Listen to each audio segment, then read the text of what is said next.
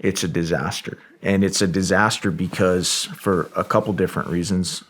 One, on day one of this administration, they changed all the policies that the Trump administration had in place to really tighten up the southern border.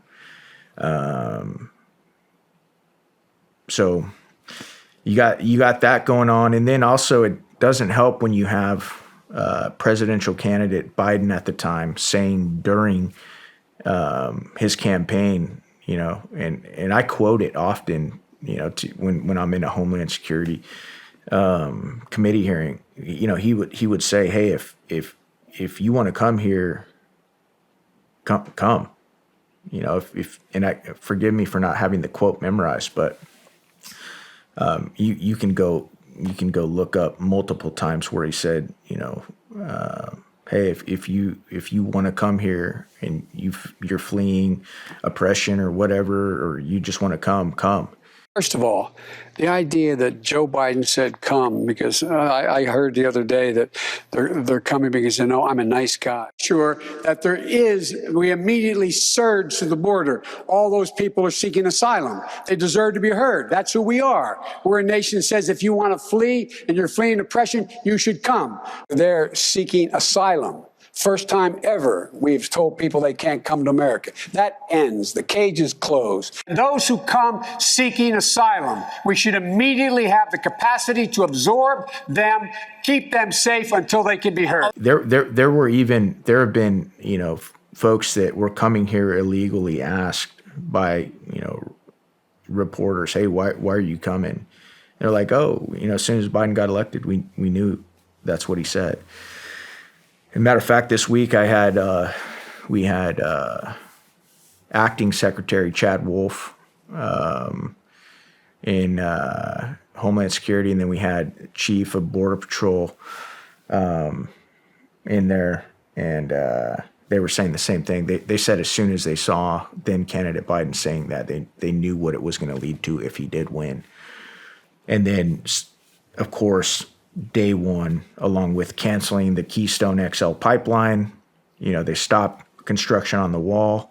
You can fly over the southern border right now and see just stacks of steel stacked up that the American taxpayer already paid for that could be used as a deterrent, but isn't, the construction didn't continue to finish that wall.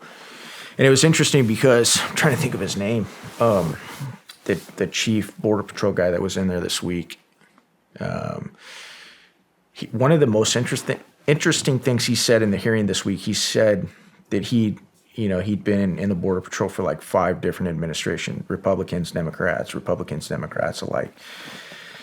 And he said this is the first one he's seen where if him and his colleagues actually brought up deterrence and stopping, whether it was fentanyl, drugs, illegals, gang human members, trafficking, anything. If they talked about deterrence, they were shut down immediately.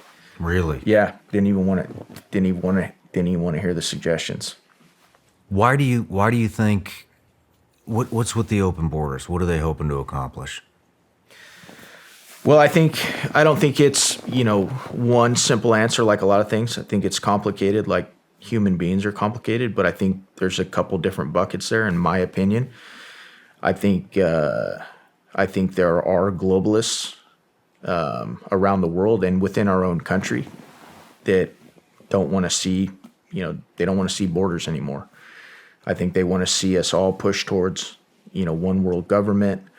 I also think that there are people within this country that are literally trying to destroy this country so they can remake it into whatever, this utopia that they think that they can socially engineer.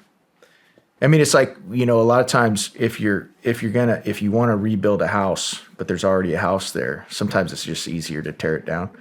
So I do believe there's an aspect of that there. And I also believe that, there are some that believe if they continue to bring people into the country, they can increase their voting base, right? So I think that there's a bunch of different things that you're looking at there. But yeah, it's concerning because one of the most right now, one of the most alarming data points that you can look at is, I think in the last year, just 71,000 fentanyl deaths, over 71,000 fentanyl deaths. And that's just one drug, right? And I think, I want to say, and forgive me if I get this wrong, but my memory serves me correctly, I think it was, it's costing like 180 billion to the American taxpayer since Joe Biden's taken over, right? Just no big deal, 180 billion. And I think if you break that down per taxpayer, it was like $1,100. So you're paying for that. And it was interesting because when we went down to Texas, Shawn, they had these massive white tents. Look like something you'd see over in Iraq or Afghanistan or something, like some military tent that we would go in and out of all the time. And they would, they were holding facilities, right, for some of these folks while they were being processed after they came into the country illegally. And man, I think each one of them cost, I want to say it was like $90 million or something like that. And $90 million. You know what? I'm gonna have to backtrack on that. I can't remember. I know there were 9 of them, and it was a ridiculous amount of money when I asked Border Patrol how much does each one of these cost, and I apologize, I don't. But it was an amount of money. I did a social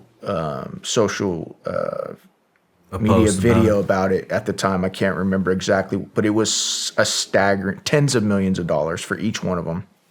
9 of them around the U.S. Each one took 60 Border Patrol agents off the line, from what I was told by Border Patrol. It's just so that they could babysit, move people around, that type of thing. When those guys, so you're taking 60 agents off the line, and these guys are already overrun. So it's like and this was one of the things we talked about in the hearing. It's like the cartels aren't stupid. Mm-hmm. It's like the old misdirection play in football. Hey, we're gonna fake the run this way, and then we're pitching it to this guy on a reverse over here, and everybody's caught with their pants down chasing this over here. And so it's sad, man. It's sad. It's complete dereliction of duty. And these aren't, like I tell people, these aren't just data points. That's not just the number 71,000 on a piece of paper like you have on that table. These are 70,000 families that have been destroyed just this last year. Yeah. That does, and then it's like you go through and you go Google MS-13, MS-13 violence. Start pulling up the stories from this year alone, and you'll be like, oh my God, this guy, MS-13 dismembered this guy. 5 MS-13, gang members killed this kid. It's just like, and on and on and on and on. And it's like, it's awful. Yeah. It really is.